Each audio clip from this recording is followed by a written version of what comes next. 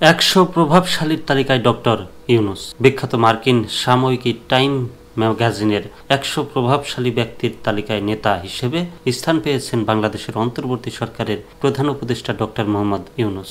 দেখেন, হিলারি ক্লিন্টনের বইয়ে ডক্টর ইউনূসের স্থান বা তার কথা উঠে এসেছে, তার প্রশংসায় ভূষিত হয়েছে হিলারি ক্লিন্টনের বই। আর বাংলাদেশে বই লেখে কারা জানেন? যত নাপিত আছে, চুল কাটার নাপিত এই কারণে বলতেছি, অপু ভাই নামে একজন টিকটকার ছিল, তার খবরটা যখন ছড়ায় পড়ে যে তিনি একজন নাপিত ছিলেন, তখন মানুষ হাসাহাসি করছে। অথচ এখন দেখেন, সেই টিকটকাররাই এখন আবার নাপিত হয়েছে, মানুষ প্রশংসা করছে, বিভিন্ন গণমাধ্যম গিয়ে তাদের ইন্টারভিউ আনতেছে। তো পার্থক্য, সময়ের ব্যবধান। তো সেই সব নাপিতরাই আবার বই লেখে কিভাবে কোটিপতি হওয়া যায়, কিভাবে নাপিতগিরি করা যায়, কিভাবে চুল কাটা যায় ভালোভাবে, কিভাবে ফেসবুক কন্টেন্ট ক্রিয়েট করা যায়, কিভাবে ইউটিউব করা যায়। এখন নাপিতদের কাছ থেকে মানুষ শিখছে। তো বই আসলে এই জন্যই কিন্তু বইয়ের স্থান এখন ফুটপাতে। বই লেখার অন্তত একটা নিয়ম হওয়া উচিত, ন্যূনতম একটা যোগ্যতা থাকা উচিত, যে এই যোগ্যতা না হলে সে বই লিখতে পারবে না।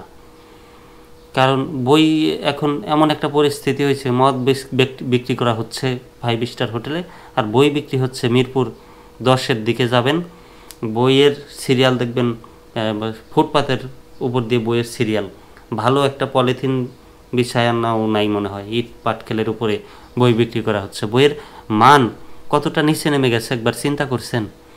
শুধুমাত্র এই টিকটকারদের বই লেখার কারণে। আপনারা যদি আমার সাথে একমত হন, অবশ্যই কমেন্টে জানাবেন। শুধু অর্থনৈতিক খাতেই নয়, শান্তিতে নোবেল বিজয়ী এই অর্থনীতিবিদ স্বীকৃতি পেয়েছেন সামাজিক পরিবর্তন ও মানবিক নেতৃত্বের প্রতীক হিসেবে।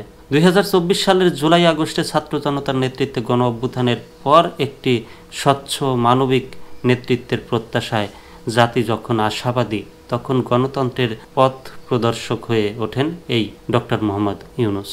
টাইম ম্যাগাজিনের প্রতিবেদনে ডক্টর ইউনূসের গ্রামীণ ব্যাংকের ভূমিকা, বিশ্বের বিভিন্ন প্রান্তে তার ক্ষুদ্র ঋণ মডেলের বিস্তার ও নারীর ক্ষমতায়নে তার অনন্য অবদান তুলে ধরা হয়েছে।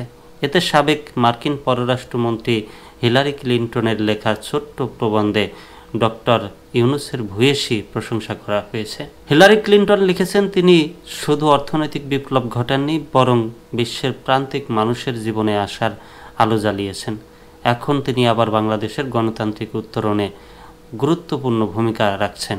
তিনি বাংলাদেশকে নিপীড়নের ছায়া থেকে মুক্ত করার পাশাপাশি মানবাধিকার পুনরুদ্ধার করেছেন, জবাবদিহিতা প্রতিষ্ঠিত করেছেন এবং একটি ন্যায়সঙ্গত ও মুক্ত সমাজের ভিত্তি স্থাপন করেছেন।